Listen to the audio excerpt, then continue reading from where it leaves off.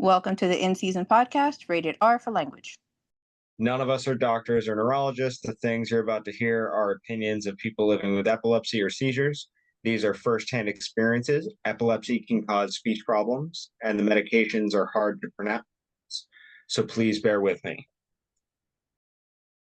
Epilepsy can cause bad memory, so some stories will be repeated. I'm Pookie. Get ready.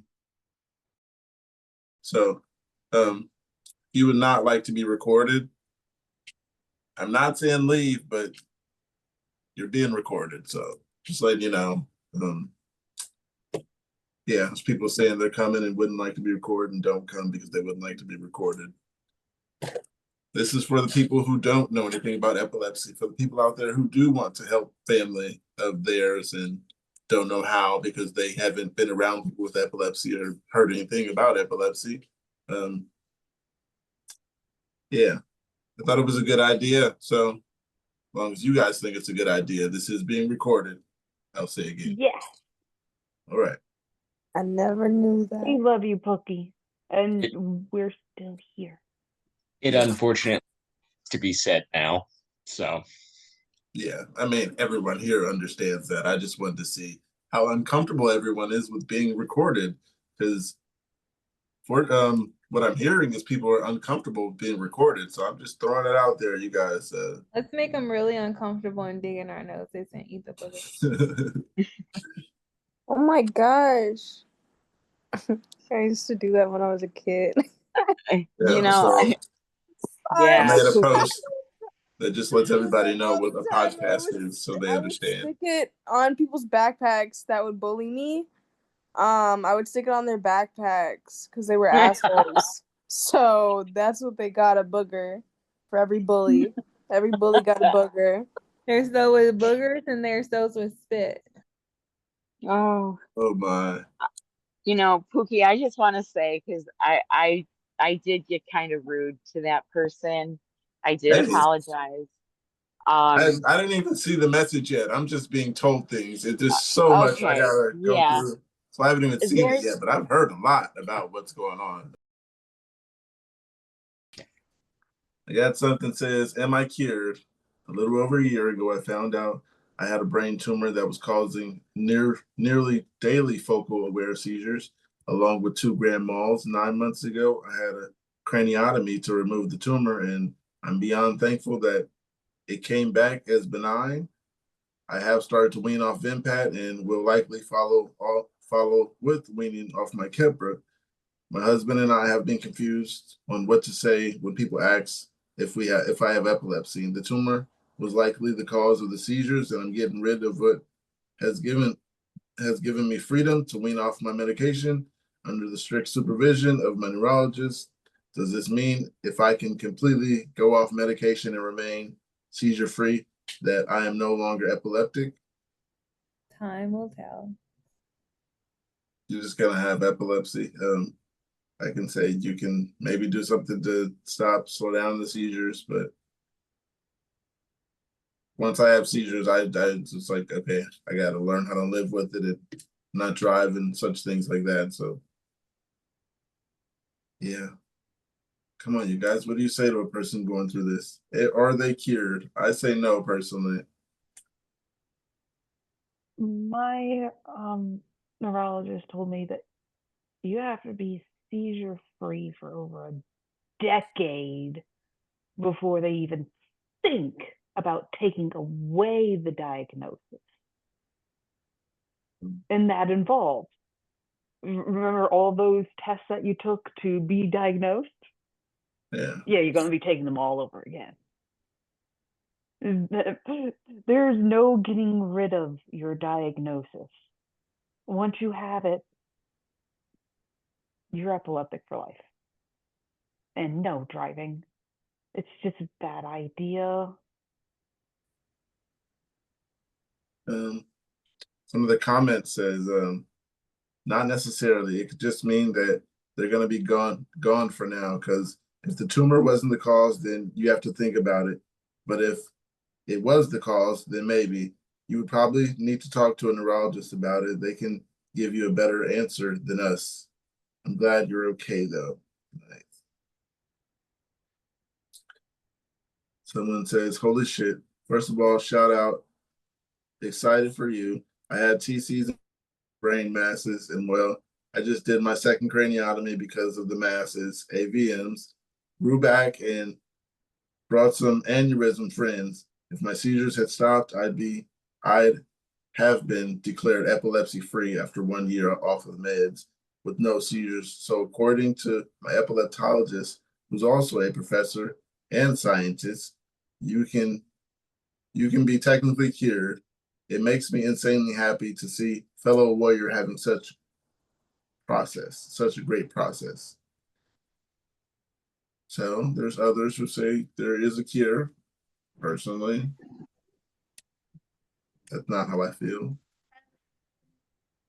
Made to believe is you can be really happy and comfortable with how you're living your life and go about like your normal person, but you got epilepsy for life. That's what I was made to believe. Like, hi, you are epileptic. Cool. I just put up a thumbs up like you guys can see me because I'm stupid. But you can't see me because I look crazy right now and I decided to make it so you can't see me. So that was dumb. Anyway, yeah, that's my response. And one that says rejoining the world. I developed epilepsy 4 years ago. I live on a farm and lost my license, thus lost my job as RN. Fast forward to now, we moved to the city. Dear hubby left the farm for me and was able to have a life and quit living like a old woman. So I am here, finally ready to take my life back and work out of the bus schedule and get back to work at the hospital. But can I share some of the petrified? Mainly because I am out of practice. My short-term memory takes a few minutes to pull up information. My meds make me dizzy and tired. I can't do night shifts. And just quietly, I'm not sure that I can even want to do this. Can I even do this? Should I even do this? Will my training and knowledge come back to me after reintegration at work? I know I was losing my mind and at the farm, so I was lonely and wasting my life away. Accomplishments, nothing important, and relying on others for rides and necessities from town. And so we moved from the 80-acre private property to with a huge house and gardens and cattle and 300 square miles apartment. The square meter apartment in the city. Dear hubby has given me exactly what I wanted, and now I'm too scared and sensible to start my own life up again. I'm spinning and spinning, and I need you guys to help me because you are the only ones who truly understand how it is to be ruled by the hazards and have lost your independence for so long and don't know how to get your old strong self back. Am I still me, or am I chasing the old me in the dream? I think they might be chasing their old self. I don't see it safe for the epilepsy reason to go back to work at a hospital situation when hospitals involve extreme stress sometimes, and that can, trigger a seizure. Um, there is other things that can be done. You can see patients and stuff as a registered nurse or um, things along the nature that are related to that field, but I don't think working in a hospital will be advisable. Well, then let me be the person who asks the next question instead of a question off the phone there. How the hell are we supposed to find something meaningful to do? Something. How the hell are we supposed to put our lives back together after this diagnosis? Because I'm sitting here with this shit in my brain trying to figure out what to do next, and I don't fucking know. Y'all got me when I'm in a spot.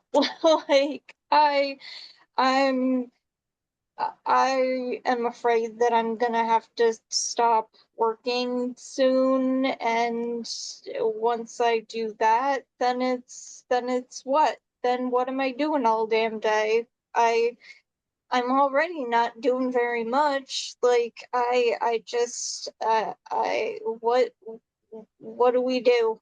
What do we do? That's a really good question because um I'm kind of been told not to work, but because of how much I've been hating not working, because working is was like my favorite thing ever. I don't know what to do at all, and I found out that my hobby is working. That is my hobby. I like to make money. I like to work. I'm very good at working and following directions. I don't want to be, I can be the team lead, but I don't want to be the leader. That's where I stop at. You know, I don't want to give all the directions. I can give the directions to the ones a little lower and take the directions from the big guy. I'm really, really good at that. I'm so good at it. I love it. I love it too, but I can't do it now. So That's me 100%. I don't want to give directions or the responsibility of the lead, but I love work. I I enjoy it. It's so great. And so many people around me, and understandably, I get it. You don't have epilepsy, so you need something else to complain about. I get that. Everyone needs something to complain about. This is just a person. This is how people are. And so they complain about work. And then I'm in my head like, damn, I wish I could work your job. I wish I had your job, man. I wish I had your job. I wish I was working those 12-hour shifts, man. I miss that. I miss it so much. I miss working 2 jobs, and that sounds insane, but I miss working from 4 a.m. to 8 p.m. It's just something like I would much rather do that again than have epilepsy. I just miss it so much because at least I was like getting something out of it. It wasn't always 12-hour days, I promise. It wasn't always like that. But at one point, I was like, I just need something to do. And I also couldn't drive after my first shift. So it was just easy. It all depends on the job. It was just easier to go to another job after my shifts than go home. Jobs, but I miss working. There's some jobs I would go back to in a heartbeat, and others I would not. Yes, you could not pay me to go work in Vegas ever again. Vegas. What happens if Vegas stays in Vegas? And I like the warehouse. I love the warehouse. But if I could go back and work at the museum. Oh, that sounds cool as fuck. Yeah. That sounds so cool. Dude, that sounds like super cool. Would I ever go back and work in a call center? Maybe. At one point I got a promotion where I wasn't actually directly involved with the customer. I was just solving tickets, and then the friend who sat next to me would call them because, and this is a real story, we made up this deal. I would go through the tickets, she would call customer because I'm as ferocious as an angry kitten. Yes. My wife works at a fucking vet. Like, I'm so jealous. I mean, yeah, she deals with shit customers and I hear terrible stories all day, but like she sends me pictures of dogs. I want to Yeah, see. and to have your own income too is so nice. I'm gonna go back and go back and finish my apprenticeship with the dog groomer. Yeah, I would go back and do that. If I could go back and do one job, it would be my summer job at Blockbuster. I worked down the shore at I'm that old. Yeah, I had a summer job down the shore. But it was like a sitcom because I think the owners were like a stoned couple or something. I don't think they knew what was going on, and they were just That fantastic. makes I loved it. sense. That Yeah, makes sense for the store. it was Toaster, I just think so everyone. great. No stress at all, and they were just so much fun, and it was just such a fun atmosphere, and yeah. There is a movie Blockbuster about is like a movie store. working at a Blockbuster. It was like one of those shit, who are those guys? I'm blanking on the name. Jay and Silent Bob movies. It was kind of like Clark's, but I couldn't Oh, curse out Clerks. That's the what it was. Clerks. yeah. Yeah. I was thinking of Waiting at first. Have you seen that movie? No, no, I don't think so. I don't think I've seen that, but That's a funny one. yeah, Yeah.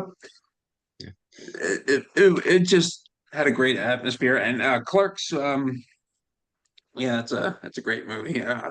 But I couldn't pull that stuff off. No, I couldn't spit in customers' faces or anything. No, I couldn't do that like Yeah, that's my like thing. Randall did. My So mom or my family wants me to, like, everyone wants me to get a job again now, but they don't want me to get a job. So it's like trying to find a job that I can get to, like transportation wise, there and back, that isn't too far. Um, and that isn't like where I have to deal with customers the way I used to. Because I used to be like a shift lead at Dunkin' Donuts, and that was something else. I remember this one guy, it was a Dunkin' Donuts inside of a, I loved that job, but I hated my manager. It was a Dunkin' Donuts inside of a gas station, and this one guy came inside, and we were, no one came in that day except for me. So I opened the store by myself, and with one other person, but he was stoned out of his mind. And I was, and don't get me wrong, I was so stoned, but like I wasn't like I wasn't like that. But anyways, um the customer came up and he's like talking to my manager's wife, who he had clocked in every day. But she would just sit in the back and do her college coursework during work hours that she was clocked in for. Both of them. So they were both getting paid for doing nothing. And the customer's like, I want to talk to the manager now, to her. And then I'm like standing next to her, and he's like, is she the manager? And I look at her, I'm like, technically she's the manager, but she doesn't work here. So technically I'm the shift lead. And you're gonna have more like, you're gonna have more luck talking to me. I know how to make your coffee. Um, I can make your latte. The icebreaker today. Oh, Luffy's still going. Go ahead. No, I'm done. I'm done going. That was a great one. Thank you. Tom, today the icebreaker is, what's the best thing that's happened to you this year? When to back to work. Yeah, I'd love to go back to work. That's it. I'm working back at Costco. Life is good. I have a meaning in life now. Well, no. That's my meaning in life is being a witness, of course, first and foremost. But beyond that, uh, I'm able to go back to work. By the way, I haven't had a seizure in a while now. So since I have my BNS turned off. But yeah, to answer your question is I've got a life. Something that I can wake up in the morning doing, going to work and have a smile on my face.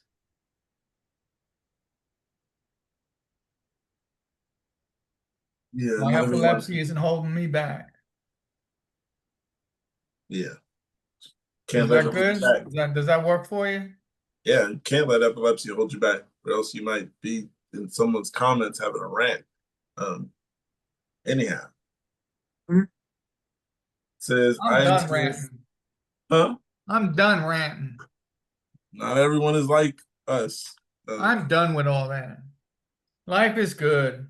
Yes, life is I'm very happy good. with just the way things are. And I So, know that's me. That's not everybody else. I know that's for sure. I was a miserable SOB for years. mm, But hey, this is my life. This is the way it is. This is the way it will be. Accept it and move on. I like that. It ain't going to get any better. I mean, I'm not having seizures right now, but who knows when they're going to start again. So Yeah, I I like just when have to Jeff said, accept the fact that, yes, it, Tom 101. Amen. right, Top 101, you need a piece, a bit for something. We do. We need a poster. So, yeah, Thank I you, like how man. Jeff used to say, you just put one foot in front of the other. That's it. Keep on going.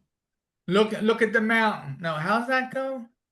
Yeah, look at the mountain and just start walking. Don't look about how far it is to the mountain. You know you got to get there. Just start walking, Can I tell you guys something really funny? Go ahead. please. So the other week we were talking about shows and I had brought up Love Island.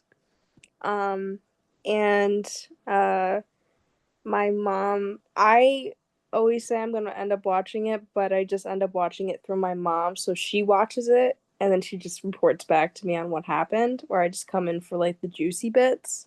Because I don't want to actually watch the whole entire thing.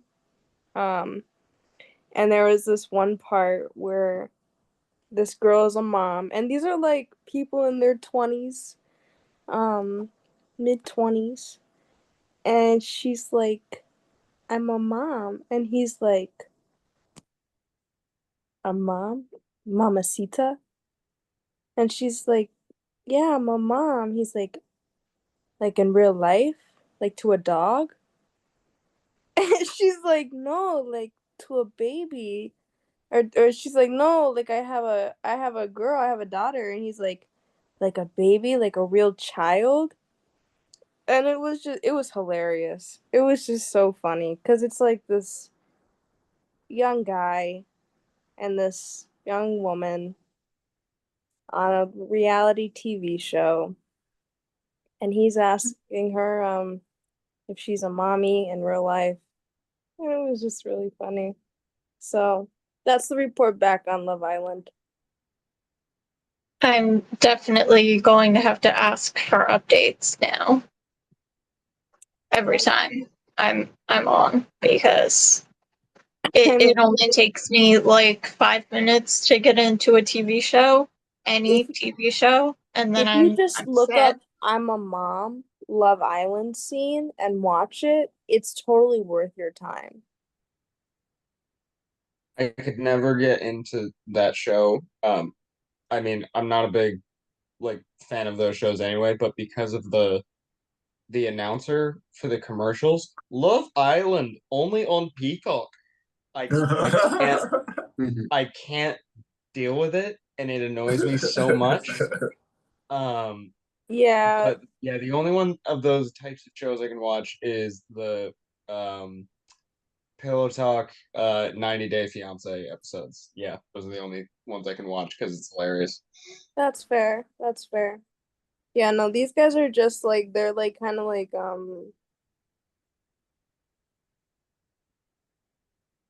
just it's just like what did you think when she said she was a mom? What did you think?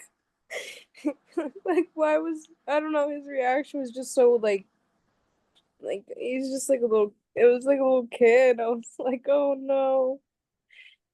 Yeah. But if you just watch the clip, totally worth your time. I appreciate the recommendation because I love television. Like you ask what we do, those of us who don't do drugs or alcohol for epilepsy, I just sit and watch TV. That's all I do. That's all I do for anything. I just sit and watch TV. That's my entertainment. That's what I do when I'm not working. I just watch TV. That's weird. If I can change my behavior, if I can spend like 2 weeks just changing something, I'll get hooked on something else. I'll start studying for like 6 months, but it's hard to break out of that pathway. I don't know why I can't break habits. It's hard to break habits. I don't know why. I'm stuck watching TV now. That's what I'm doing right now, watching TV and movies. But we'll see. You know, You end up hard. rewatching same like TV shows and movies. All the time. Yeah.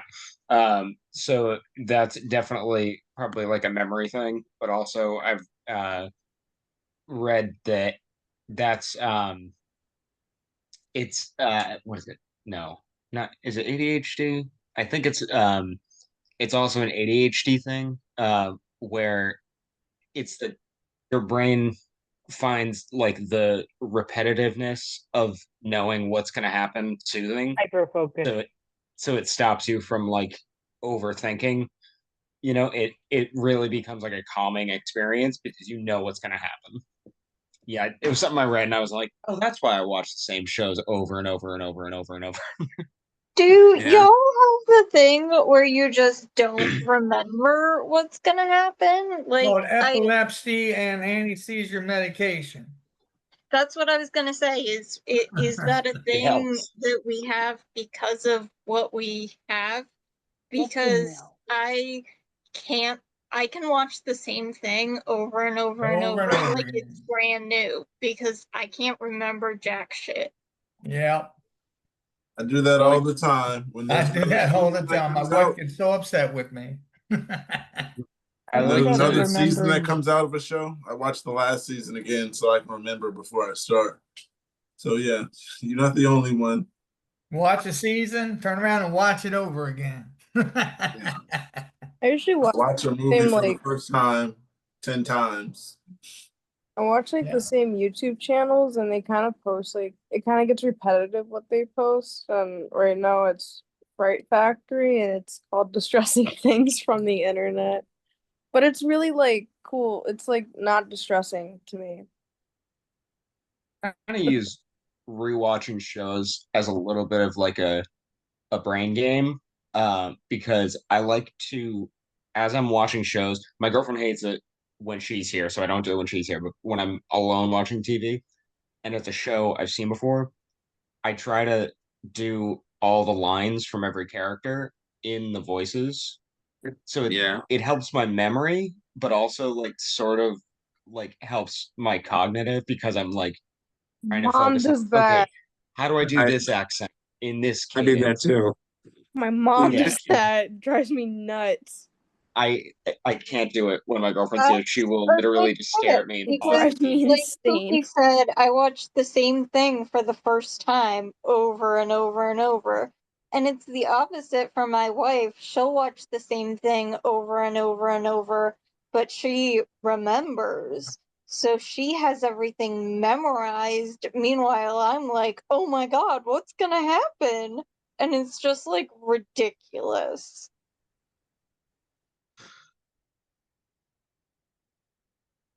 My mom will quote like, because she knows I don't like it, so she does it under her breath, and it's almost like worse because it's like her whispering it now, and she's still saying every single line, every single hum, every single everything in the movie. Like she should get paid for the movie. She acts like she has like I don't know it's like a brain game for her. It literally is a brain game for her. And I'm like, Mom, this may be a brain game for you, but for me, this is a movie that I'm just trying to watch and relax to, and you are talking the entire time, and you're trying to sound like Dark Helmet. You don't sound like Dark Helmet. Anyways, I digress though. All right. Thank you for the Spaceballs reference at least. Thea, welcome. Hi. Icebreaker time. Ready for it. The icebreaker is what's the best thing that's happened to you this year? Can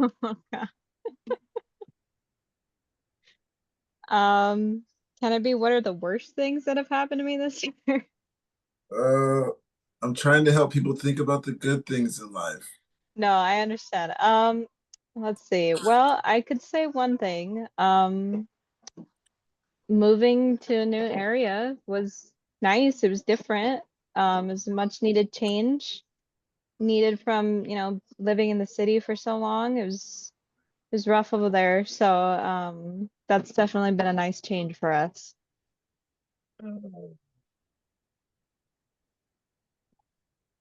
You know what? As much as I hate moving, because it's a pain in the ass, um,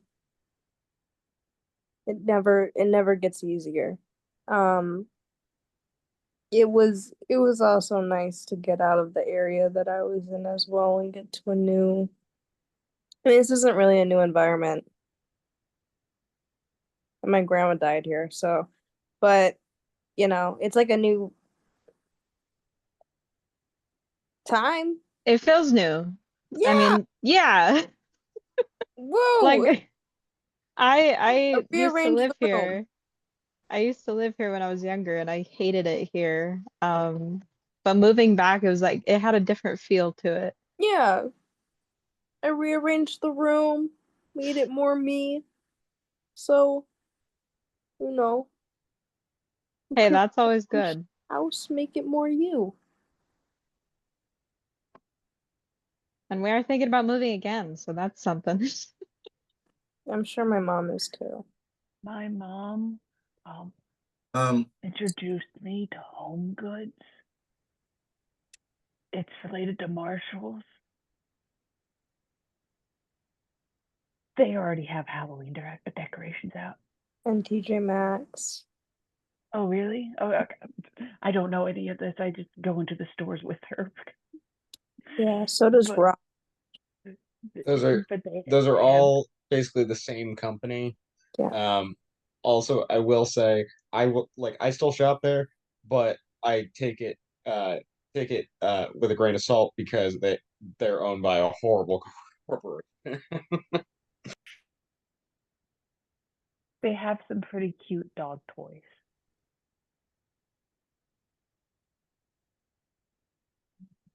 You kind of got us with the inflation here. You got something. This person needs advice, you guys, so listen. Oh. It says using cocaine a single time may have ruined my well-managed epilepsy. About 3 months ago, I tried cocaine for the first time. I knew it wasn't a good I knew it wasn't good for my epilepsy, but I also didn't think it would be that bad. Before this, my epilepsy was controlled very well, almost to the point where I didn't feel like I had a disability at all. There was nothing holding me back. I drank plenty, no issue. Smoked weed plenty, no issue. I even did psychedelics, acid, and mushrooms with zero consequences. Everything was just fine until I tried cocaine just one time. This post is to steer anyone away from trying it. I went almost zero troubles with epilepsy to having a focal seizure almost every day. I talked to my doctor and he put me on Excopri. I'm titrating right now. I was excited to try it, but it's really not helping. I'm seriously hoping that it does something for the MG goes up. It's like that one hit totally rewired my brain. My 300 milligrams Lamictal in the morning and 300 milligrams Lamictal at night with 4 grams of Ficampa does not work anymore. It used to be get up and go and didn't have to worry about anything. Now I'm always worried something might happen. Did I get enough sleep? Have I drank enough water today? I should take a breather. Never before did I have to worry about it. I can't be 100% sure it was the cocaine, but it is very well could be. That will be my first time and my last time. If you're thinking about trying it, don't even do it. Even if your epilepsy is well managed, this sucks. All for a high that only lasted 30 minutes. Just say no. Could it have been the cocaine? That was the question. And this was also under advice, but they said, can it be the cocaine? I don't Most think likely it was. I think Was the cocaine? It can't. they're It wasn't. Can it be? It was. It's a they're stimulant. already answering their own question. Like I've done Be drugs cocaine. most know all the my answer. life. One hit of They- cocaine. I don't think Tom 101 here. I don't think one hit of coke isn't going to rewire your brain. Right. It can't be the cocaine. Cocaine doesn't do that. No. I don't. But hey, you know what? It can. It can't. Sorry. I'm just kidding. Take my meds. I didn't take my meds today.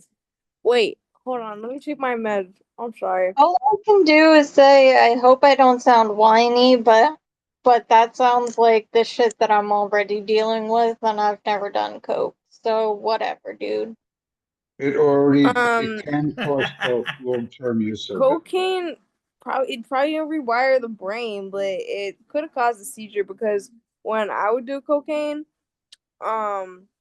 in the past, I've been clean, guys. I've clean for like uh some months. I don't remember. I don't keep track, but it's been months. It's been a while. Congratulations. I've been clean for Thanks. 23 years. Yeah, one day I'll be at 23 years, but right now it'll be at a year at some point, something like that. Congratulations, honey. Congratulations. Thank you. It's really hard, but it literally would send me into like seizures and myoclonic seizures, even with Clonopin. And even when I was on Capra, I tried it one time again because it was around me and I was stupid and I wasn't there to say no yet. But I'm here to say no, and I'm also not in that area either. So I know how to say no now.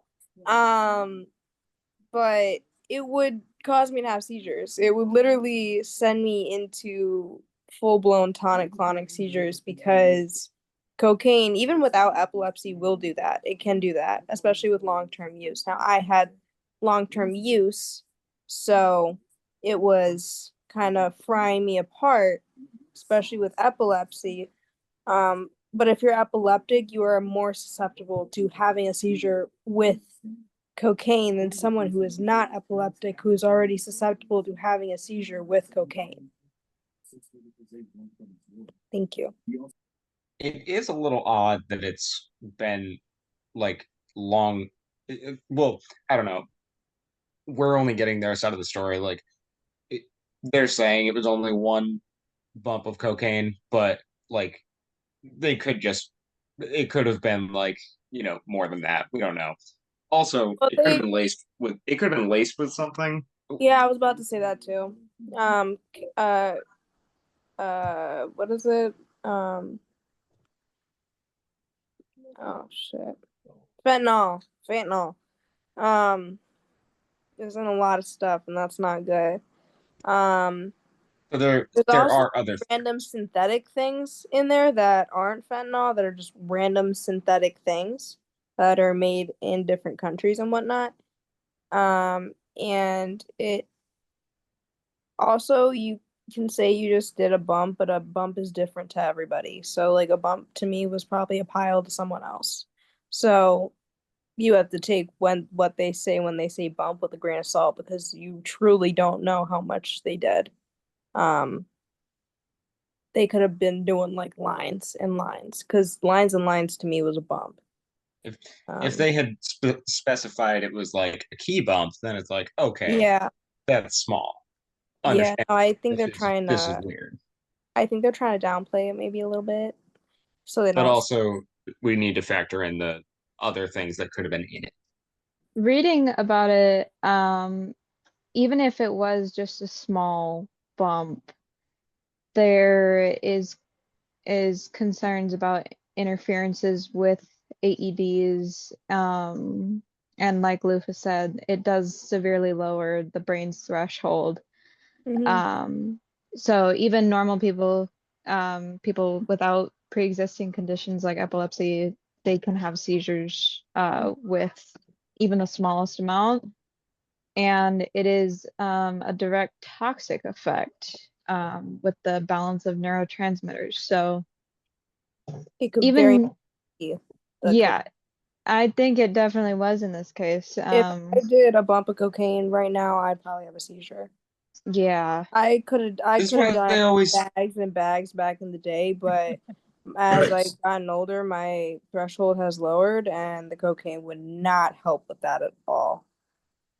this is why they always think that we're like overdosing. I know. I'm thinking, what? This guy did a hit of cocaine. Well, He and did one remember and two. too, we are all different. All of our bodies can handle different things. If this was this guy's first time trying it, like Well, he then said again, it I never was, really got high on cocaine unless I smoked it. So. yeah, everyone reacts to it differently. Oh, I just mean like if you're on the ground having a seizure, like people think that like, oh, must be on drugs. But like obviously this isn't the case. He already had epilepsy. But it sucks when it like cocaine, even with people who don't have epilepsy, it can cause a seizure because then that's what they expect more when they see a seizure. They're like, oh, it's probably just somebody overdosing. And again, this is just Tom 101. I know nothing. I know nothing. That's just, I For was legal doing reason. drugs for years and years and years and being epileptic. But hey, that's probably why I am who I am. And for legal reasons, we need to you know nothing. I'm sorry. Oh yeah, I know nothing. My brain is fried. But life is good. See, that's where I get this attitude from. We're all jaded in a certain way. Oh yeah, life is good. So I don't know. I'm on the fence. It was his first time. Yeah.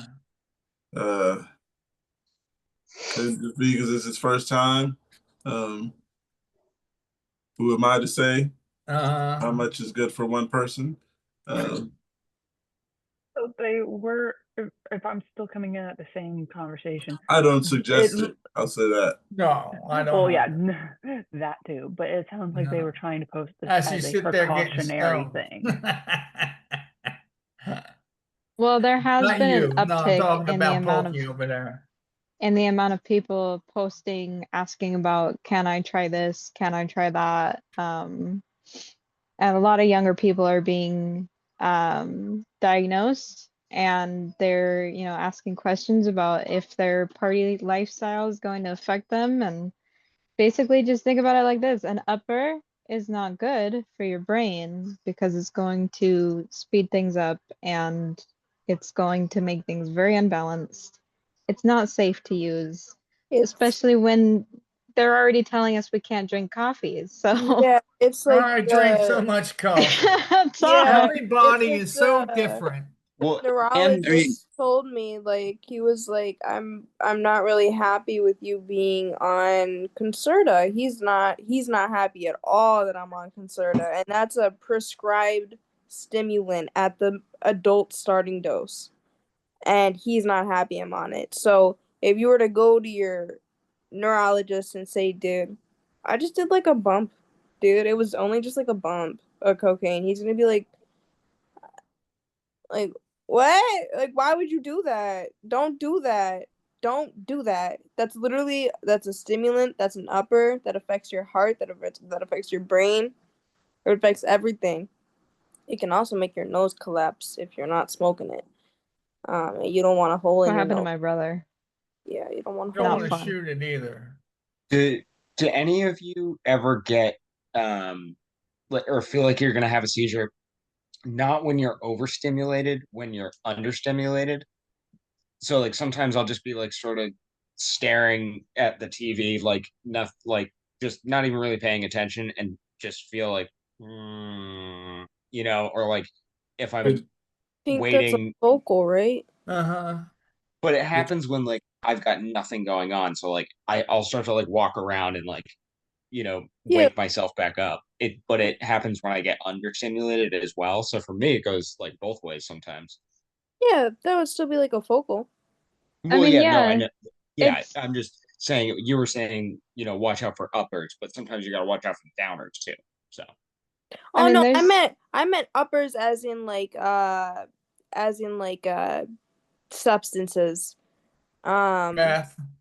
well, yeah, but uh some substances are downers. downers, substances in general you probably just shouldn't do, but they're not gonna prescribe you like uppers in neurology.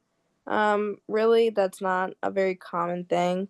No, I know. Because Yeah, it would I'm just just I'm but just saying I if you're also adding when in I'm like recreational drugs. yeah, and like chamomile is probably not the best I heard for people with epilepsy, and that's supposed to be a calming thing. So, um, I sometimes I'm like super calm and laid back, and I start to like zone out completely and have a focal. But I think that's just the focals doing the focals, and they just come in and they're like, "I'm here, girl. Whenever, however, and whenever there I like it, I'm gonna be here for you and for me."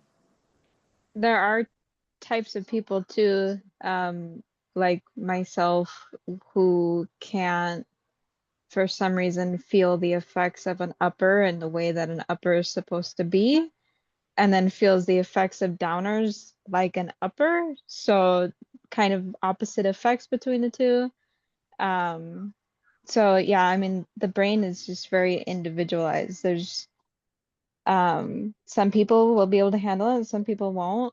I can't handle weed because my brain automatically thinks that I just took like 50 bumps of cocaine. So Right, and Everybody's I different. imagine, oh, sorry, but and I can handle, a cup of tea every so often, but I imagine a bump of cocaine must be like 1,000 cups of coffee. So, you know, Yeah, I just wanted to say I can't do weed. I assume I can't do weed either. I don't think I've done weed.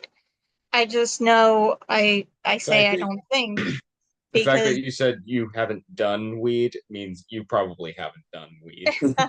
yeah, there was because something they gave me when I was in the hospital that they said was They didn't similar give you to weed in weed. the hospital. Well, yeah, they said it was like it was that I don't know what they said. It was like the partner of or the brother of It or was I CBD. don't It was.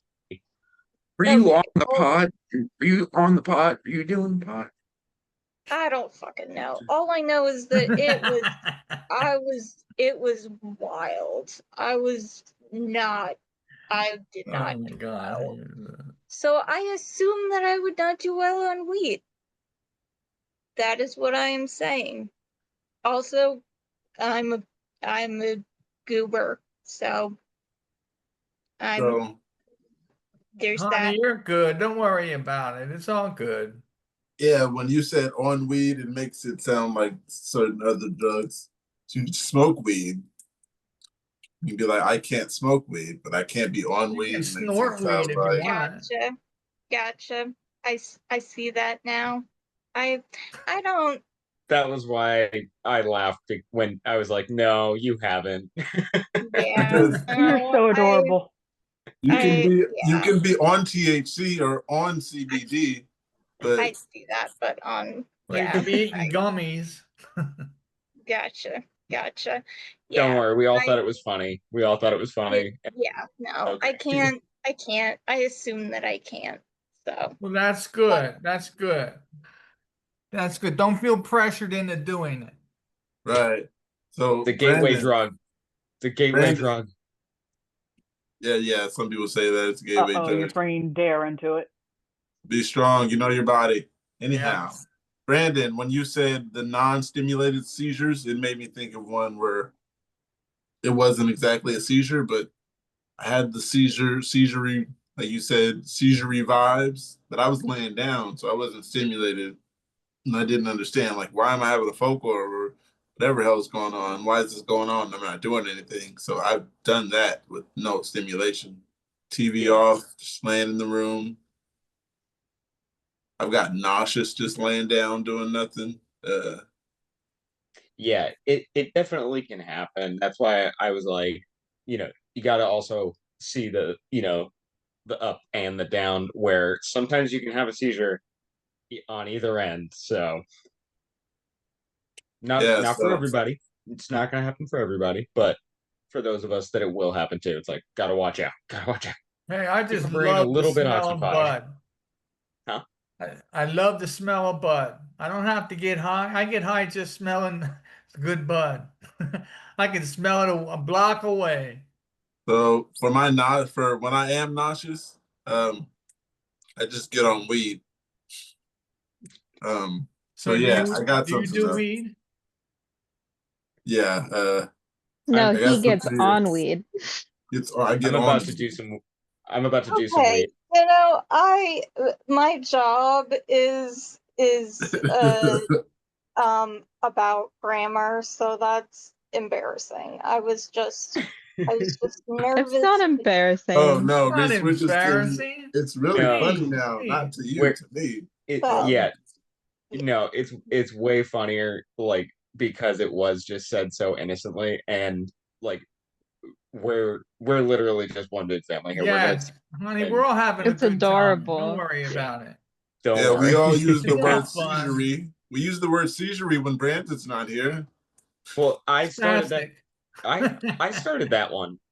Yeah, that's what I'm saying. We use that when you're not here, just like Yeah, she was saying, it caught on. Yeah. Going to do some weed now. Or like or like the floppy fish. Who said That's I was another gonna Yeah. say one. that one. That one's a good one. She who always said said, that I one? haven't had the floppy fish ones in a while. Feeling sparky. Sparky. Okay. Here's one. It says, do triggers cause seizures immediately or can it be hours later? We're trying to figure out if foods or dehydration can be triggers. My daughter recently started having an increase in odd feeling in her left foot, lower leg. After a shaking episode of her left foot, she was putting on Keppra. She then had a large seizure and choked while eating. The doctor upped the Keppra to 1250 twice a day and now to 1500 twice a day. The past 2 years, she has been had the left foot shaking, just trying to figure it out if it could be something we can try to avoid. How did you figure out triggers, especially if the seizure doesn't happen right away? When I have auras, I don't usually have a seizure right away. But Yeah, I was thinking something that I've done that I'm not supposed to have done and have a seizure later, but I don't think I have those moments lately. Not doing things that I shouldn't be doing. Yeah, like if I don't get enough sleep, or like even if I have a little bit of coffee or something, which I try to avoid, but sometimes I just love the taste. It's like I'm not gonna have a seizure right then. It'll be a few hours later after it sort of like kicks Starts in. to take effect. Yeah, well, and if You're you, not, you're, yeah, it has to especially get if into you're your running blood low on, system and such huh? before, I mean, you can't, I don't think, once again, um, like with triggers, if it's something you drink or eat, I mean, you have to understand that that has to get into your system before Yeah, it would it's not right cause. away. Yeah. And same with like if with the sleep thing, like if you're not getting enough sleep, if it's just one night, you're probably gonna be fine. If it's like over the course of several days, not getting the full amount of sleep, you're probably gonna feel it sort of building up, building up, building up, where you're having more auras or something, or you're just feeling a little off before it finally is like, okay, yeah, now it's time to have one. Um, luckily, there's nobody new here, and you guys know each other well enough to take control together. Because I really have to use the bathroom like really bad. Go to the bathroom. Don't hurt yourself. Yeah, TMI, TMI. Like I work a full shift outside We in won't the laugh sun at when you if you pee yourself. huh? I said we won't laugh at him if he pees himself. Well, I'm sure he doesn't want to be called peaky. Is it Pookie or Poopy? That would be hilarious. You guys have been waiting Oh, for there that. you go. Wait till he comes haven't you? back. We'll call him Poopy. We Poopy. don't We have are to going wait for into him. He's full got it humor on video now. already, Yes. you guys. He's gonna know. Everything Oh will yeah, come out have He's to okay. gonna be no, editing this and see don't say all of anything. it. Yeah, don't say anything. He's gonna bring it up when after he's editing. Everything come out okay. Oh, you guys, I love it. I love it. Hey, you want to hear some fun about some drugs? I Yes. had, okay, I'm gonna put my video on because it's just too awkward. There she is. I look like crap. So Reese, You look anytime You beautiful. never I look love like your crap. bandana. You're I beautiful, feel like Annie. trying to keep my foot above my heart, okay? I had a toenail removed and the doctor gave me the paper script for hydrocodone. I go to the pharmacy to pick it up and they're like, "Can you wait?" Okay, yeah, we come back 15 minutes later. Your insurance is asking for pre-authorization. And my foot is wrapped. My daughter's driving, and I had my foot up on the dash. And I look at the guy and I'm like, "Oh my God, no." And he said, "But there's another option. You can just pay for it." And I'm like, "Well, how much?" It was like $8.73. I'm like, "Okay, I'll do that." But we had to go back another 20 minutes later. Now, this is when the doctor tells me, "I want you to have this 2 hours after the surgery because that's when the anesthesia will wear off." So here we are 4 hours later, and I am losing my mind, and I can't take any rescue meds because then I can't take the pain meds. And I'm like, okay, I'll pay for it. But I called the doctor to let them know what's going on. And they're like, well, there's nothing we can do about it, but this is why it happened. And the pharmacist told me because I have a list of benzodiazepines on my record, even though I'm only actively using one of them, whenever this happens, it's like a, I don't know, like a red flag that they get. It's like we cannot give you a narcotic and a benzodiazepine together. So I'm like, so what do I do if Take in ibuprofen. no, I had surgery today, Tom. I know, right? And I'm going to have surgery in 3 weeks, so on my shoulder. So I have to have morphine. I have to have something for surgical pain, even if it's just for 48 hours, Some or I will, Dilaudid. yeah, or I'll have a seizure. So I asked the pharmacist, I'm like, so what do we do if the worst case scenario, I have a seizure and I need the medalazam. And he said, you can take it. And he looked at my daughter and he said, but take her to the hospital because her heart is going to stop. And I'm like, oh shit, no, no, no, no, no, no. We can't have that happening. So my daughter's freaking out. She's like, how are we going to do this? And I'm like, I'm going to be so stoned that a seizure will not know where to start, let alone how to start. I will be fine. I am just fine. But yeah, just for yeah, what a fucking battle. But I get it. I appreciate it. And I'm like, and the pharmacist is like, so how are you going to handle this? And I said, well, I have other Give me the ways. drugs. Yeah, but I do need the I'll pain deal with it. medicine. I know that. And you know, I said, but I do have cannabis. And he said, okay, we're good. And he put the pills in the drawer and handed them out. And I said, and I'm just not going to take the Valium, the diazepam tonight. Okay, we're good. I'm like, all right. I would like to see your medicine cabinet, girl. I have a toolbox. Okay, dude, it's a toolbox. Annie's It is toolbox. I don't it know is why a that's literal hilarious. toolbox. Okay, I'm not kidding Annie's either. toolbox. But yeah, You should get one of those like shop chests that have like the multiple pull-out drawers. oh, you're funny. Get a Alphabetical order. Yeah, a Craftsman. I'll get the red Craftsman with the deep I- drawers. I've Yep. got a black one in my bike shop. Oh no, I want a red one. I want a red one. All right.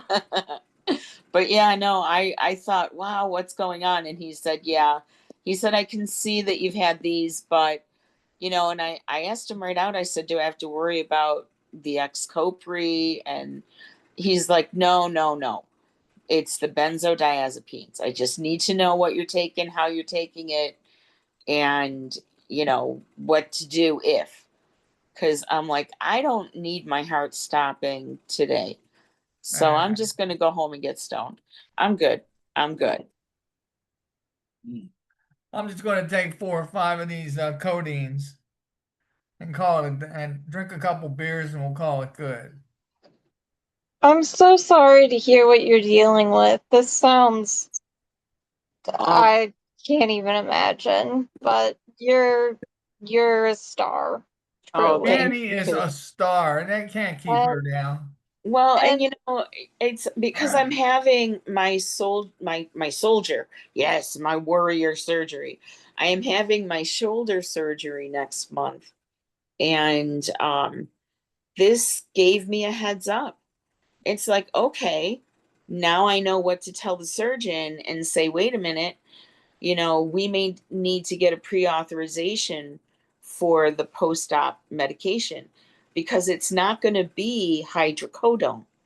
And I know that. So I'm like, that was the good takeaway for the day. But by the time I got home, I was like, I can't stand this. I wanted, you know, I'm like, what do we have in the liquor cabinet? Okay. And I'm like, fuck this. I'm going to go get some vodka because wild lettuce is in season up here in New York. And you can wild lettuce. It is a hillbilly, amazing painkiller that you have to use very, very carefully. And if you know how to make the tincture, do it. And that's what I'm going to be doing as soon as I can put a shoe on. Hillbilly Annie. Yeah, Hillbilly Annie. That's going to be the yeah. That's a tattoo. Oh geez, no, this is all I got. But yeah, that's one of those homeopathic herbalists, I don't know, wartime secrets. My grandmother always had that stuff. They called it hillbilly opium and or opium lettuce. And when you know how to identify it, you know how to make the stuff, it's as good as OxyContin, but still have to be careful with it, you know. But man, I don't want to be taking these narcos, I can tell you that. because I'm scared. You know, what if? What if? So I'm like I'd say if I lived by what ifs, exactly. And it I'm is like, what it is. it is what it is, and I'm going to do everything that I can, that I know that I can do to prevent it, Uh-huh. and just say, okay, all right, Delta, you know, it's time. It's time. That's it. Yep. It's time. Let's get To this over with. be Get me in scared there. of quote unquote real drugs and able to make your own stuff, you're just the most amazing. You truly are. And Oh, also, just regarding I'm gonna what you blow were her gonna head off, you say, know it? I look I look terrible right now. Like you can say what you want to say, but there's looking bad and there's looking bad, and I look bad right now. well, you And sound great. I oh, think well, you look thank you. awful. You sound awful hot. Coming in and saying hello, beautiful, and I'm like, you're full of shit. Like, no, my face is all bruised up, and I'm like, no. Oh, I know. Our battle wounds. Every now and then we come in with battle wounds. I don't know. When Sia came in with that black eye, I'm like, oh, baby girl. You know, it's like, okay, let's see what you got. You know, we've shared all of pretty much all of our, yeah, man, how many seizures have we watched? Could you imagine working in an emergency room? I don't have to. I don't want to. I don't have to imagine We that. just go on Zoom. Oh my God. Oh my God. Never a dull moment. Never a dull moment. And heaven help you when you hear MVA, a multi-vehicular accident. You Oh, I may had as another one. well sprout wings and two more heads, because you know you got 20 people coming in. And it's like, oh my gosh. Yes, multiple vehicle accidents are the worst things in a trauma. But yeah, I don't have to imagine that. Oh my God. I Yeah. forgot, Annie. I forgot. Oh, that's okay, man. Crazy shit. I miss it. And that one post about that nurse, there is a lot of stuff that she can do that is not in a hospital, like Angel said. Just being a school nurse, you know, elementary school, that's easy enough. Or, you know, I'm sure there's something, but there's things in a hospital. You have to be, it's called, I don't know if they still use the acronym ARC, always ready and capable. And you have to be always ready, always capable. And if you're not and you can't be, then you can't do certain jobs. You may not be able to be in the union. There's a lot of things when you're a nurse that you can't do when you have epilepsy. It's like I couldn't say, Okay, boys and girls, excuse me. I gotta go. all right, love. Well, All hey, right. have Bye, fun. It's Tom. been real. Later, See you Miss soon. y'all. Keep it Maybe I'll be able to real. get on Friday. Okay, we'll see you then. I love yous. Love you too, man. we'll save some sardines for you. But yeah, wow. Sardines. Oh, this hurts. Ugh. All right, got something here. It's a good one, I thought. Is there any way I can keep my driver's license after this provoked seizure? I am asking this because I was in a car accident. After the accident, I slipped and hit my head, causing a seizure. After the seizure, I was unsure of what had happened, and I was thinking I had a seizure while driving. Later on at the hospital, I was able to remember the accident better. I could remember the cars crashing and right away making a phone call after it happened. I could remember being on the phone. I could remember being on the phone after that, very alert after it happened. I could remember getting out of the car immediately and calling the police as well. After all, that is when I slept, hit my head, and had one seizure. I was taken to the hospital by ambulance. Since I was unsure what had happened at the time, I was told by the doctor that I had a seizure while driving. I do not believe I actually did have a seizure while driving. I think I only had the one after slipping and hitting my head, and I do not believe I had unprovoked seizure while driving. I mentioned this to the doctor, but he still said my license may be suspended for 6 months. I am wondering if there are any way I can potentially keep my driver's license. When my license gets suspended, I plan to appeal it.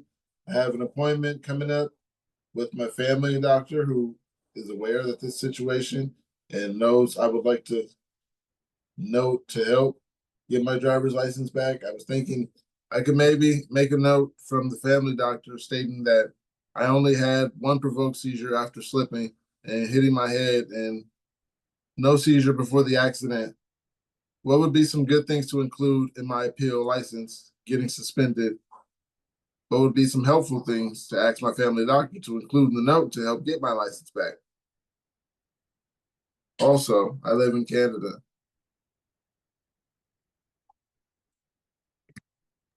I don't know anything about Canadian law. I just know about I know my state, even with a provoked seizure like that,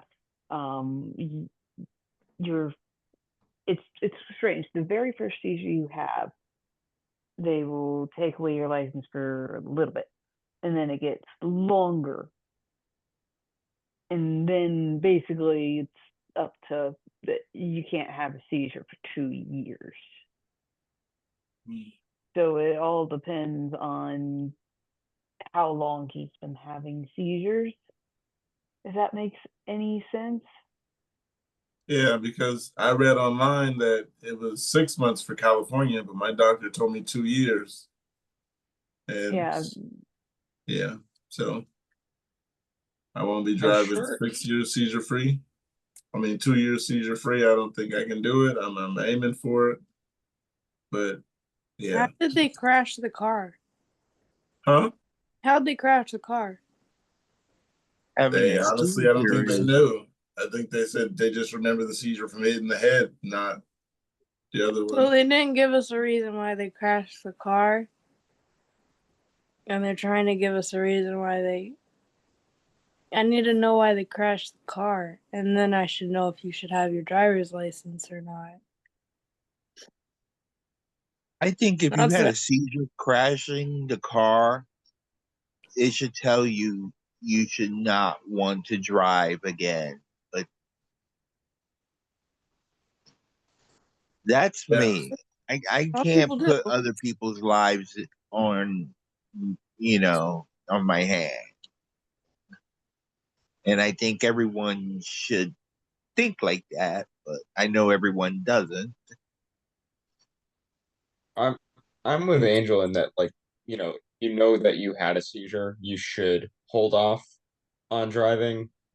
You should wait it out. But if they were looking for a way to get their license back early, if you've only had one, and if there's any witnesses who can attest that it happened after you got out of the car, I mean, I guess they could try and appeal it with whatever the DMV in Canada is, like, I'm sure they could try and do that. I don't suggest that they do, but that would be an option for them if they feel like it really wasn't connected. And I don't know about Canadian law either, so I'm just saying, like, hypothetically, I'm sure they could appeal it or whatever. What'd the comments say?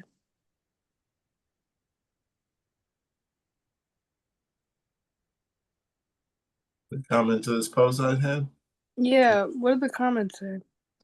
it says, I'm not sure about the laws in your area, but as annoying as it is, I can't drive. Most people who have a head injury and don't have a seizure after that might be able to go on as a normal life after seeing a neuro. Just my 2 cents, not a doctor. I've heard sometimes they might give you anti-seizure medication just to be safe, but being your injury is head, you might be a wee bit confused. I know you said you remember everything else, but the seizures can be really fucked up your memory. Just my thoughts. I like that person's thoughts. I was gonna point that out as well, that they just got in a car accident, and from the way that we wrote it out, it sounds like they have a head injury, and it's still an active head injury. And it sounds like they might just be in denial and maybe confused. But I just think that Was the head maybe injury like before the car accident? I don't know. Oh, That's we don't. Okay. that's Oh, we why don't know that. Okay. they didn't specify that in the post, which is something I think they should have maybe specified. Yeah, I Because need a timeline. yeah, that's what I was saying. Is I need like a why'd you crash the car? Yeah. What's the reason? If they crashed the car because they had like a pre-seizure aura, crashed the car, got out, slipped and hit their head, but we're already gonna seize anyway. It's like if that's the timeline, it's like Yeah. no, you were gonna seize anyway. It wasn't the head But injury. they aren't gonna admit that if they want their license back. They aren't gonna admit that. But it's interesting that they didn't add in why they crash, like the reason for crashing the vehicle, because usually if you crash a vehicle, there's a reason. You don't just crash. So, I mean, some people just crash the car, and but usually there's still a reason behind it. It's like, So, oh, the road was wet and I slipped out. I got a flat yeah, tire and I or went, you went into someone the other lane. Somebody stopped. else. Yeah, or Just like that I mean, person said, there's a piece you don't remember, and that's usually how it goes. There's bits and pieces that it takes me a few days to put back together, and that could be that situation. She's 2 days later, she's gonna be like, "Oh yeah, I remember.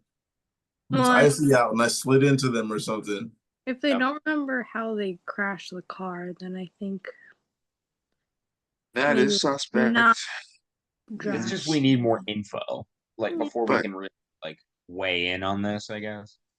it is totally possible for an epileptic to just have a car crash. Yeah, but And have it not related. Toaster, go but ahead. yeah, I'm after you. This is kind of, I don't know if it's related or not. Because before I was diagnosed, but we were still, now we're pretty sure I was having seizures when I was a teenager and up. But before I was diagnosed, I was involved in 2 car crashes.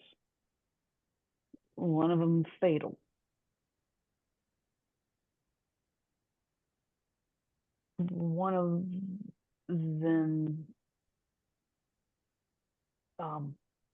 I will never know if I was the cause or not, because I remember the light being yellow, and that's it.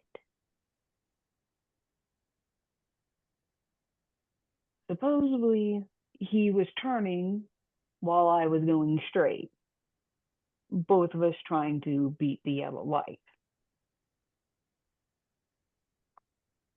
I don't remember any of it except for, have you ever seen what pavement does to skin? What? Pavement does to skin. Pookie does. I do. Yep, then you know. Yeah. I don't remember the crash itself though, so I'll never know if I went into a focal. I know now that I was having them.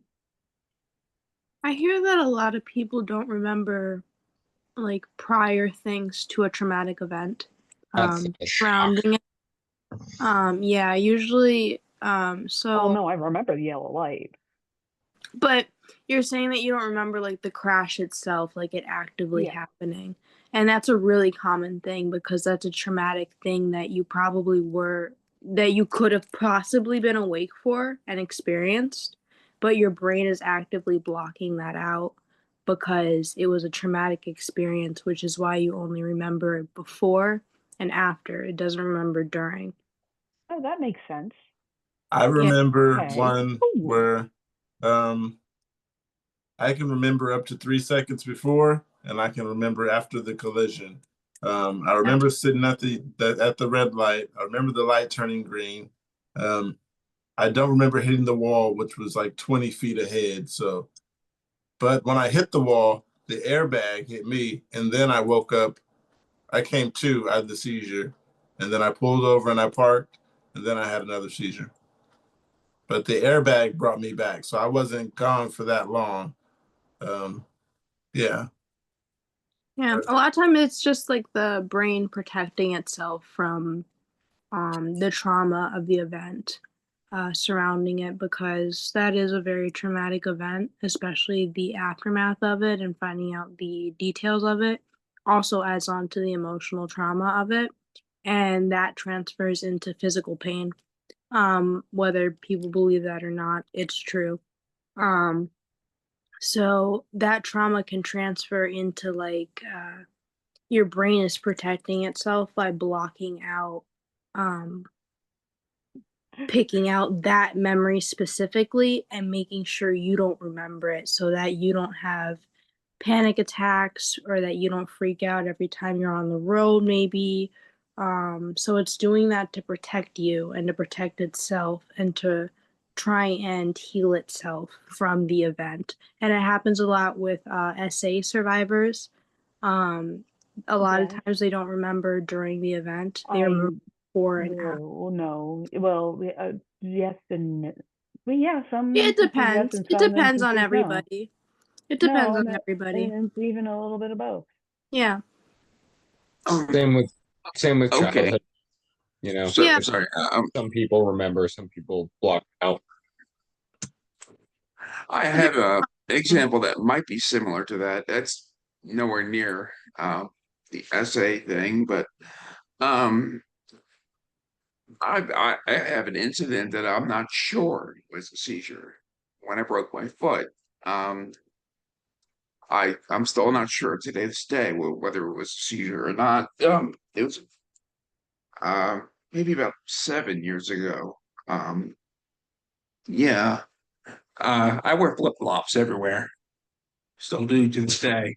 And so I just got done a 6 mile run. I was running a lot back then, and I was coming down the stairs, and I think I sort of remember, but I woke up at the bottom of the steps, and I had pretty lucid memory. I usually don't have lucid memories after a seizure, but everything in my body hurt like hell, as if I had fallen down the stairs, but I couldn't walk because my foot was, fucked up. My foot was just absolutely uh, all of the tarsals were just, destroyed. I don't know if it was a seizure or not. So maybe my mind shut down. Maybe it was a seizure. Yeah. So when that happened, like, were you like confused and out of it? What, like, while knowing that your foot was broken? I don't remember. Uh, I seemed more focused on my shattered foot. I was up and aware because of the foot being like, Okay. I got to get to a freaking hospital. This foot is shattered. I gotta Oh, take care of Maybe this. But was your yes. brain like all like foggy and fuzzy, like vision? Was your vision fine? Before or after? After the fall. Um, I seemed pretty clear. I would Okay. say Mine. Okay. not like a pretty typical post-actal. That's right. Yeah. It No, was not. you had said that you were aware during it, but like you weren't, like you just suddenly like fell. I was unconscious because something traumatic had happened in my body. Like, uh, Oh, okay, yeah. All right. I was yeah, I was unconscious I did find out what for a happened short later. period of time. okay. So, Yeah, I was thinking it might have been like the one it got talked about last week, I think, where like somebody they stood up or something, and it had happened to me too, like after like watching a screen for a while or whatever it was, and like, but just like standing up and your like vision goes dark and you just fall over, but you're still like aware of what's happening. You just feel like you're, you That know, happens to me. yeah, it's and you feel confused for like Yeah, 5 minutes or so. Yeah, yeah, and then you you're kind of just come laying on back the to it. floor. Yeah. That's what happened to me when I was walking back from the pool after my mom and I had that argument. But there were a lot of factors that played into that. But I didn't have a full-on seizure, but I did have what the doctor said was like the focal. And just along with it, that time I just happened to collapse. And I was confused, like why I had my Apple Maps up and where I was going and where am I going to right now? Where am I? And just for that few seconds. But that I experienced that too. Oh, for me, it was actually I was on the phone with my girlfriend and I stood up from the couch and I walked into the kitchen and I just suddenly like my brain went foggy, my vision went dark, and I just fell over onto the floor, like tile Oh, floor. And she was still on the phone with me, and I was talking to her, and it was basically just her being like, "Are you okay? Are you okay?" And I could only respond with like, um, uh, I thanks, for like 5 minutes straight. Yeah, and that was the first okay. phone call that we ever had together. True love. Um, I sometimes I stand up and kind of pass out like that, but that's my anemia. Um, I don't know if I've stood up like that, and but I've had those times where like sometimes I'll be in the car with my mom, and she doesn't understand the focal seizures, which is kind of frustrating because then she thinks that I'm like purposefully not responding to her and purposefully like stuck. Um, and I'm like, can't respond, can't respond. Because that's what my mind is like programmed to say now because it knows that like she doesn't understand when I'm having those and when I can't speak. And so I just say, can't respond, can't respond. And I feel like a robot and I'm just like stuck. She's like, I need you to respond though. And I'm like, can't, can't. Like, I don't know what to tell you. But I have those in the car a lot. And I think it's just because of how, I think it's just the car moving. I think the car triggers me to have a lot of focal seizures. I don't know. I don't know. I think maybe. I think that would make sense. I have them mostly when I'm in the car a lot, it happens. So I think just the speed of traffic and everything going on triggers me to have focal seizures, which would also put me in the position to not drive. I can't be Santa Claus. Sorry, guys.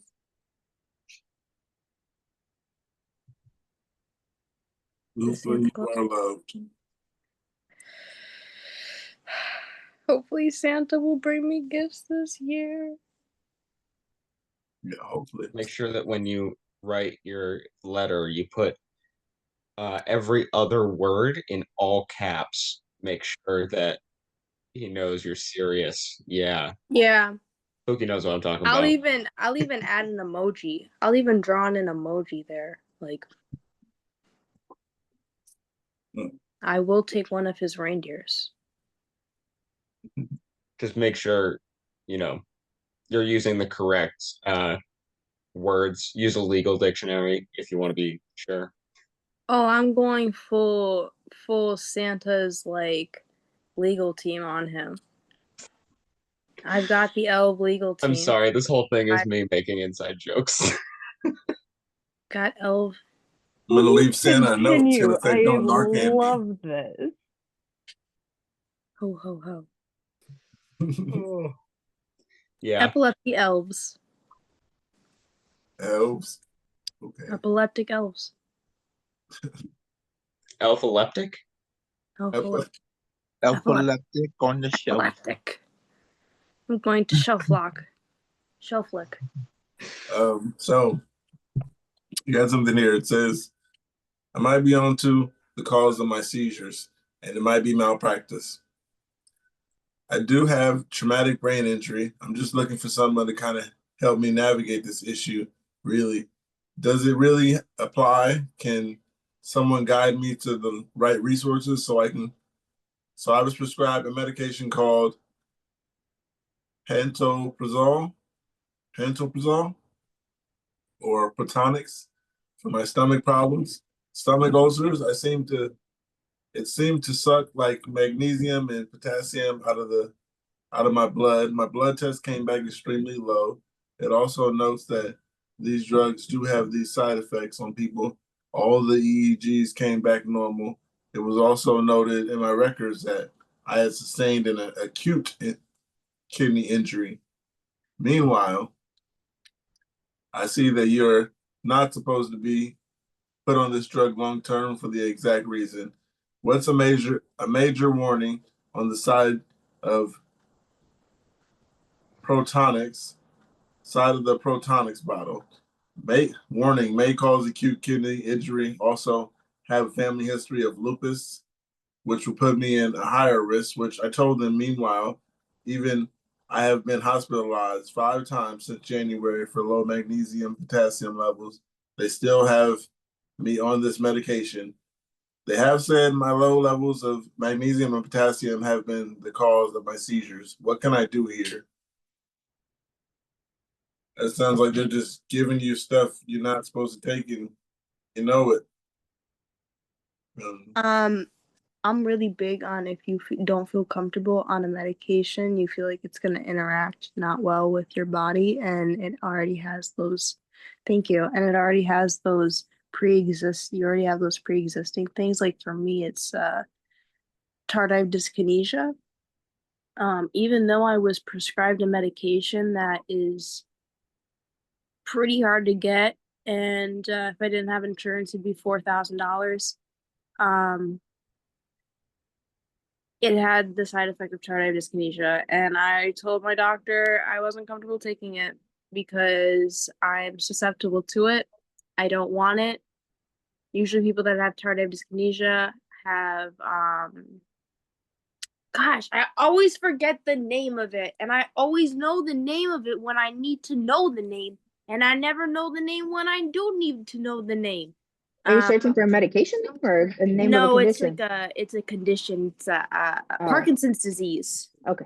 People have tardive dyskinesia with Parkinson's disease. And tardive dyskinesia isn't a common thing, or a common side effects. The fact that I got it from a pretty generally used medication already, and it's one of the rare but top side effects for the other medication, puts me in a stance where I want to say, no, I'm not comfortable taking this, because what the heck? What if I get stuck with my eyes rolled to the back of my head again? I don't want to do it. So yeah, and always research. You are allowed to say no to a medication. Just because they try and prescribe it doesn't mean you have to take it. You are allowed to say no. You are allowed to say that you want to try other things. You can also say that you tried the medication that you don't like, so that they just push you on something else. You can always play the game that they want to play. You can always play their game. Sometimes you have to play their game because of insurance. You didn't hear that from me, though. That didn't come out of my mouth. Sometimes you have to play the game because of insurance. But heads up, if you do go that I don't route, know anything. be aware of what blood test they're ordering, because a lot of times you think they're testing for some kind of imbalance, chemical imbalance in your brain, but they're actually only testing for how much of the carbatrol is in your blood, and or whatever medication. So heads up for some providers playing that game. Mm-hmm. They're always playing games. They're like no offense to the men, but they're like some guys on Tinder looking for a long-term relationship. Want to go to Arby's? Anyhow, somebody responded in that comment. It said could be low electrolytes or the brain injury. I've had experiences with both, 2 brain bleeds, and deadly low potassium, magnesium, and phosphorus. Another comment says, was there any scarring in your brain? I have scar epilepsy after bleeding in the brain. I haven't found anybody else who has the same issues. I always hear about a new kind of epilepsy every time. Scar epilepsy is a new one to me. I've never heard of that. I learn something every time too.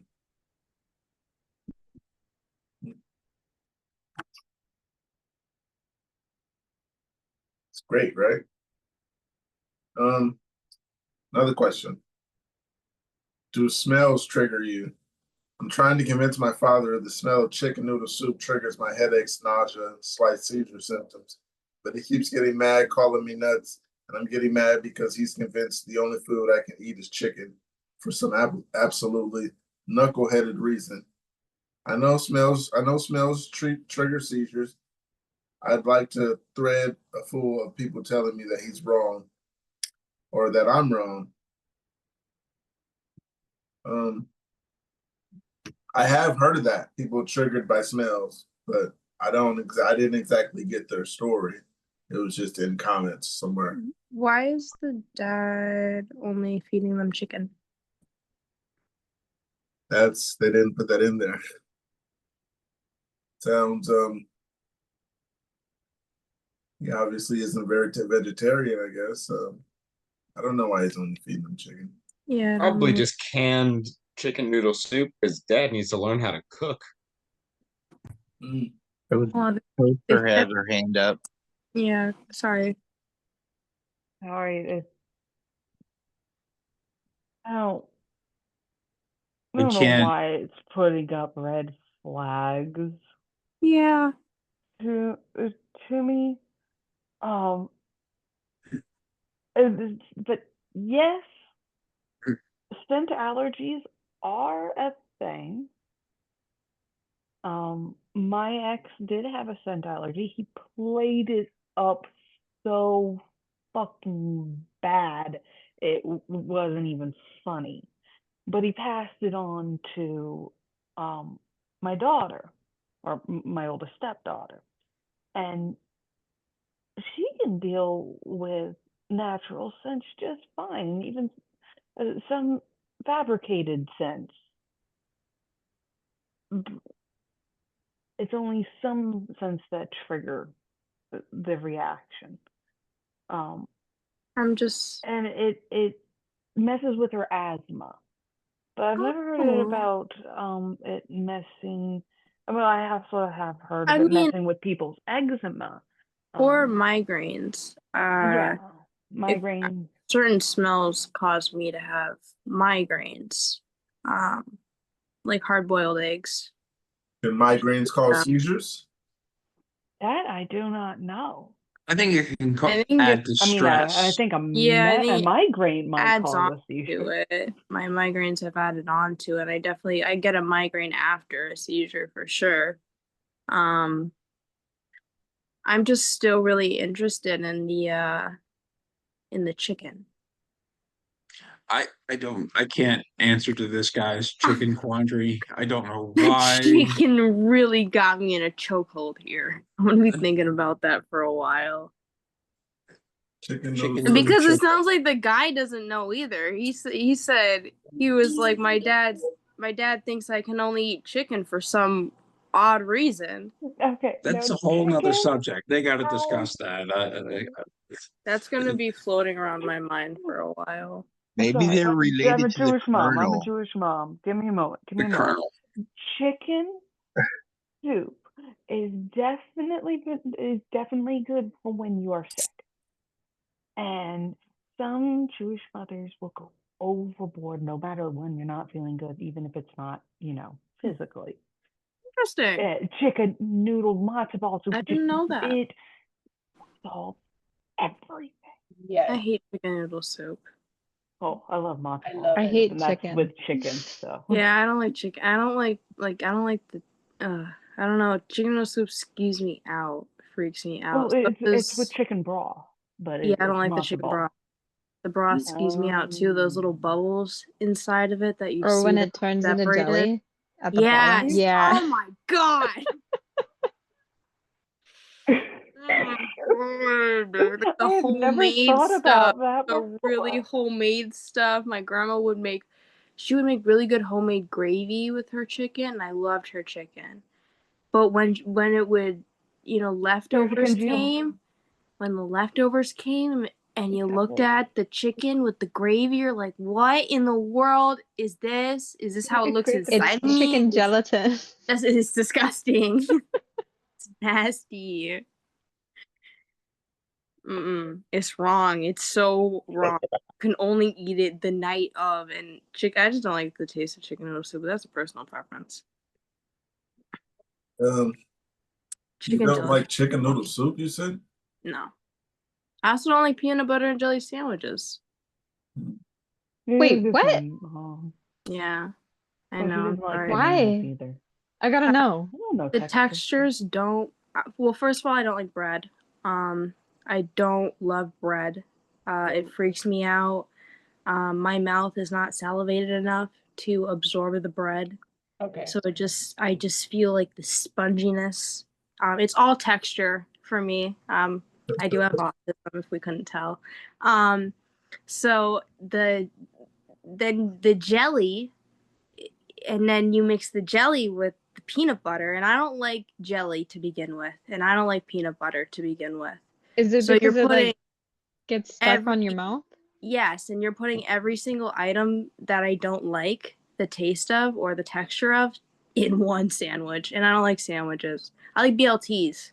I'll eat a BLT with bacon on the side. I will 100% do that. 100%. I will have a turkey or a ham sandwich, roasted ham sandwich with mayo and mustard on some like Rye bread or whatever. The other one, the good kind of it's some good kind of bread, and I'll eat that, and it's great. But you hand me a peanut butter and jelly sandwich, and I'm offended. It's disgusting.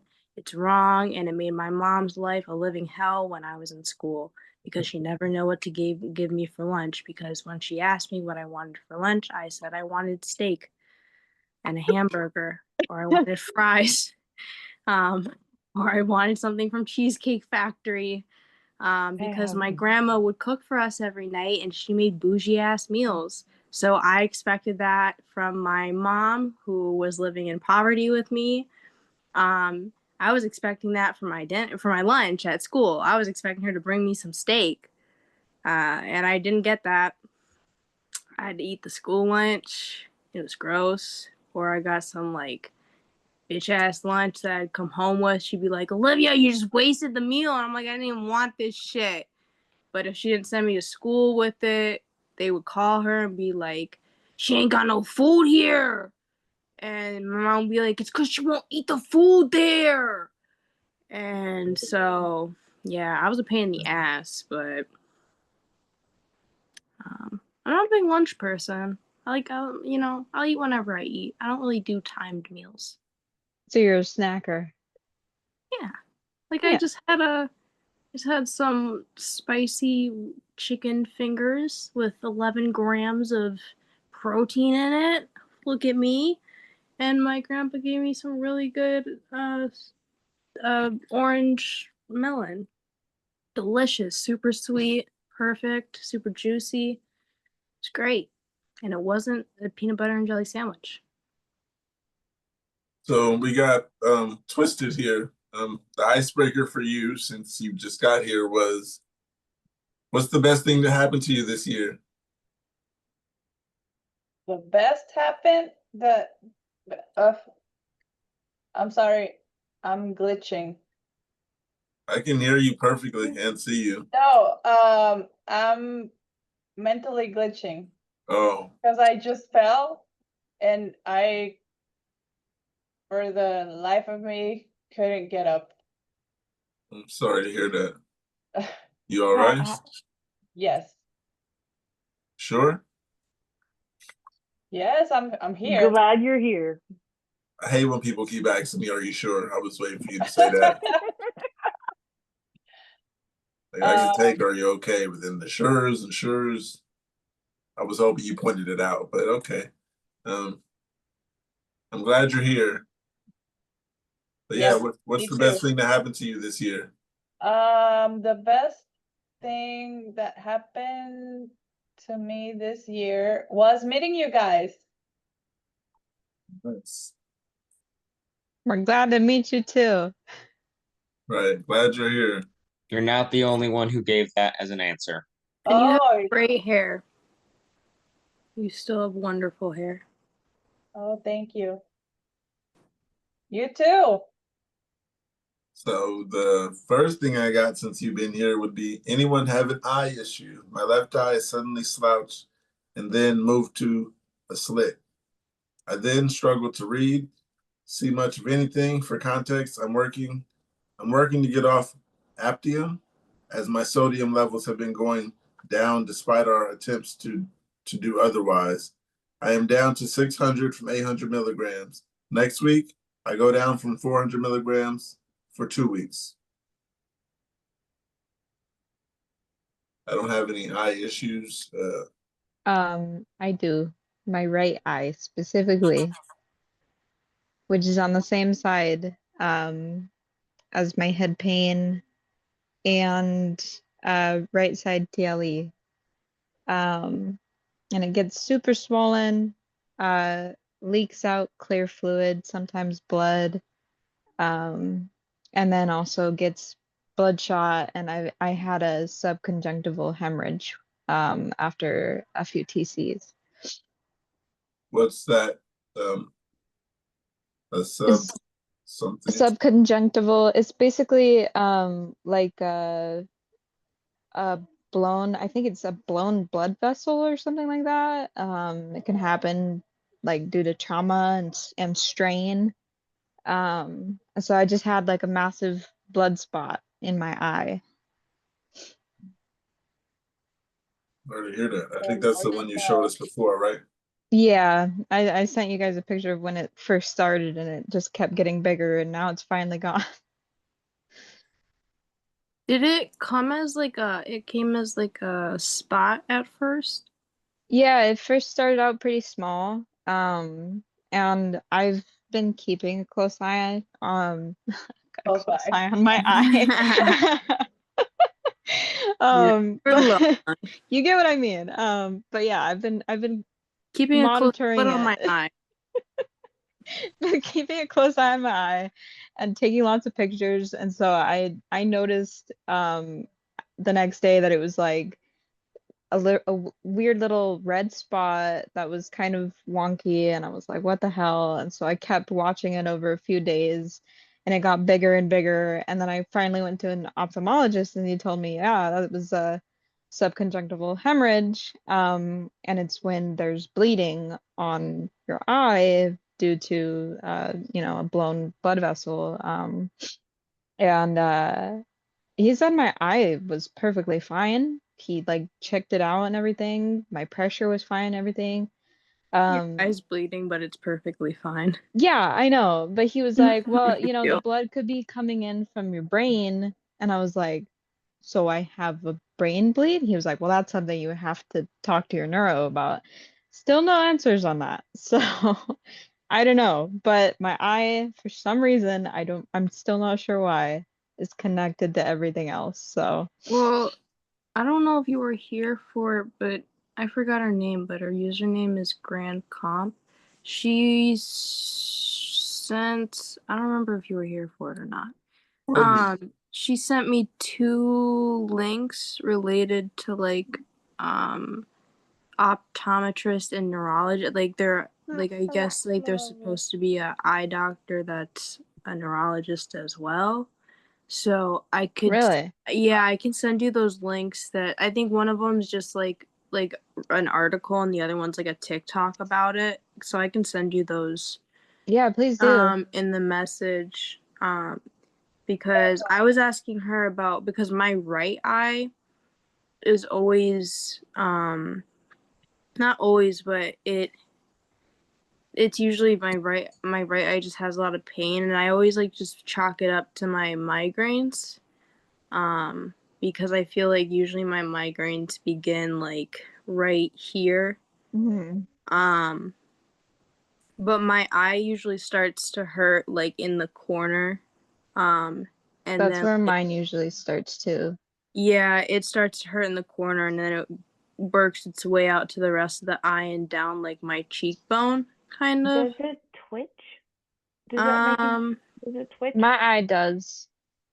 I don't Okay. know. I don't know. I'm always kind of twitching, but my eye does. This one does kind of close more than this one, almost like it's swollen, but from the inside. It doesn't really come out as like swollen physically from the outside. It looks fine, but the inside of my eye, it feels like there's just like a hand pressing up against my eye, and then my eye is trying to stay in its socket, and it's just like this battle between my eye and my socket. Oh, I describe it as a rock in my.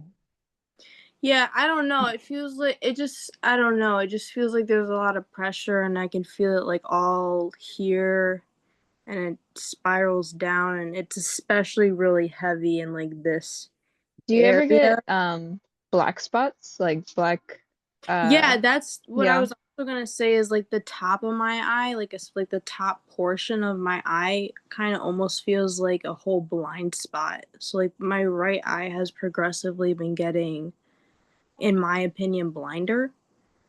And I Well, feel like, that's the same. Yeah, like yeah, I feel like I'm losing vision in my right eye specifically. And the ophthalmologist told me that I have something called amblyopia, which I had never heard about before. And it's basically like a developmental thing where your eye doesn't develop properly, and the vision decreases more and more over time. So my left eye was perfectly fine when I was a kid, but my right eye from birth was progressively getting worse. And because of that, I never got any corrective things done for it or anything like that until I think it was like 10 or yeah, 11. And I sorry, go ahead. it just got worse to the point where I'm now -8 point something, I forget. But -8 in this eye. And I got new glasses and they were like that thick of lenses. Bubbles.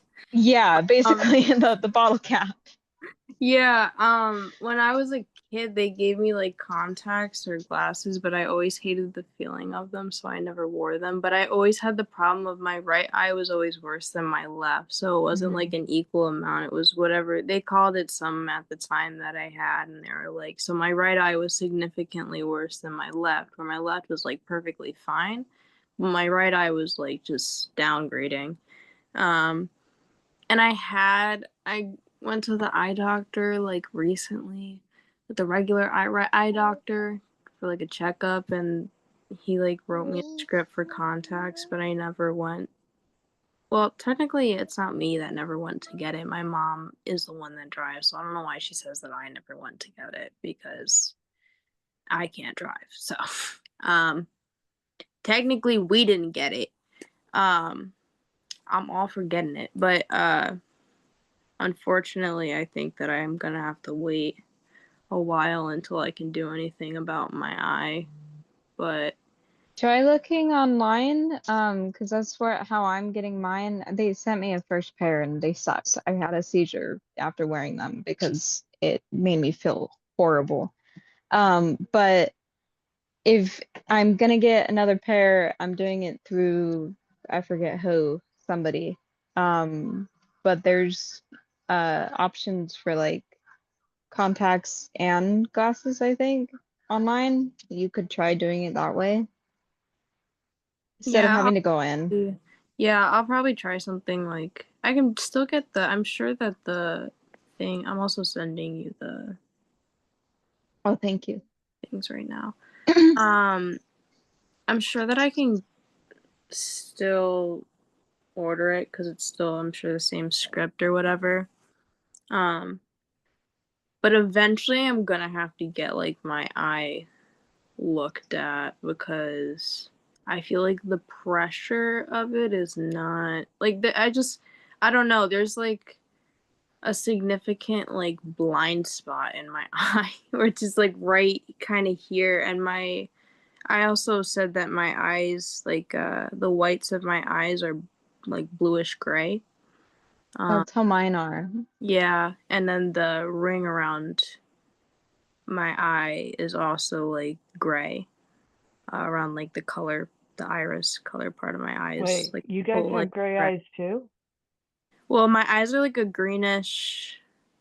I have brown eyes.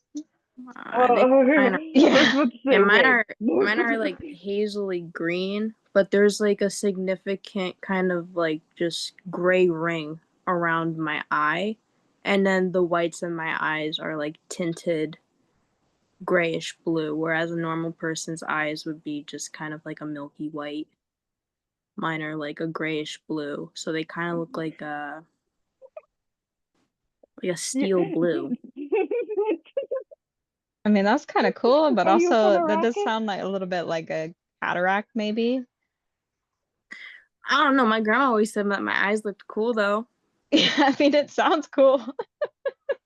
They don't like I think looking at they're not as profound, but when I was younger, they used to be like the whites of my eyes used to be super, super blue. They're still bluish. Like you can see there's a line where like the white of my eye is, and then where the blue starts. If like I open up my eye, there's like an entire like it goes around the eye. If I you have to continue make having the joke. problems with your eye, oh, go ahead. I have to make the joke. Sorry. Are you on the spice? What spice? Oh, but never mind. It's a Dune reference. The What's the people of spice? Arrakis consume spice that makes the whites of their eyes appear blue. Oh,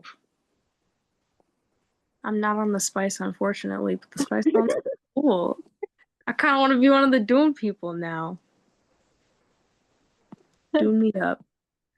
But to continue what I was gonna say, if you continue having issues with your eye, what I've been doing is I've been taking pictures of any changes, taking pictures of when the colors get significantly worse, blood spots, all of that, taking that to my doctors, and